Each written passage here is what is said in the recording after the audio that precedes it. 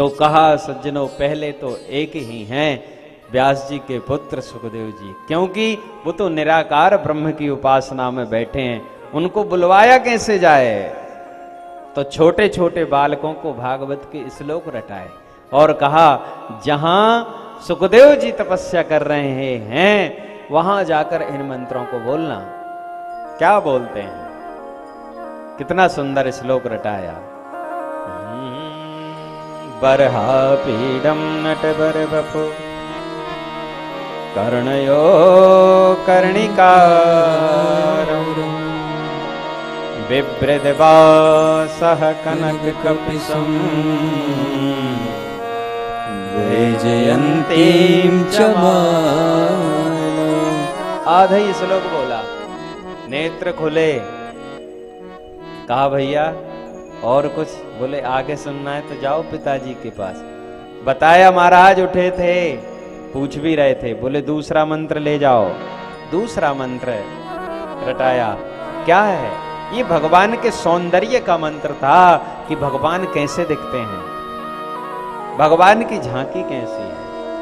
अब भगवान की करुणा का मंत्र बताया।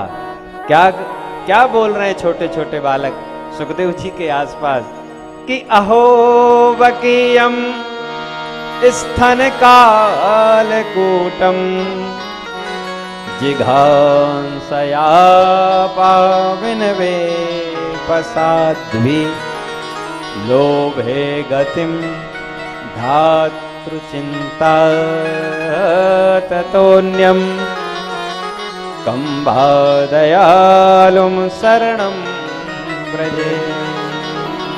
भगवान इतने करुणावान हैं कि पूतना ने तो जहर पिलाए लेकिन मात्र गति प्रदान की। बोले भैया मुझे और सुनना है। बोले चलो तुम्हारे पिताजी के पास 18,000 मंत्र हैं साहब। हाँ चले गए उठकर उनको काम क्रोध लोभ मोह की परीक्षा के लिए। जनक जी महाराज ने उनकी परीक्षा ली, पुनः आए, भागवत पढ़ी। भागवत पढ़ने के बाद सज्जनों ऐसी कथा सुनाई उन्होंने श्री सुखदेव जी महाराज ने परीक्षित को कि 7 दिन में ही मुक्ति दिला दी। कहा महाराज परीक्षित कौन हैं, किसके पुत्र हैं? सज्जनों समस्त पांडवों की जानकारी देते हुए, परीक्षित के जन्म की कथा कहते हुए और भीष्म पितामह इत्यादि से मिलने की कथा इसमें है। लेकिन आप लोगों का समय समाप्त है, इसलिए सज्जनों हम परीक्षित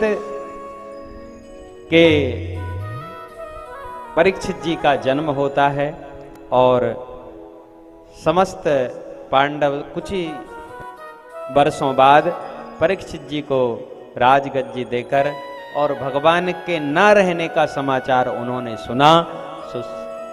पांचों पांडव द्रौपदी के सहित स्वर्गारोहिणी की, वहां से सिर्फ युधिष्ठिर जी ही सदेह भगवान के धाम को पहुंचे हैं।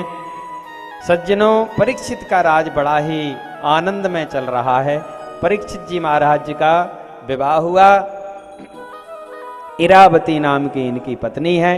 इनके सज्जनों परीक्षित जी महाराज के कहते हैं 4 पुत्र हैं, जिनमें से सबसे बड़े का नाम है जन्मेजय।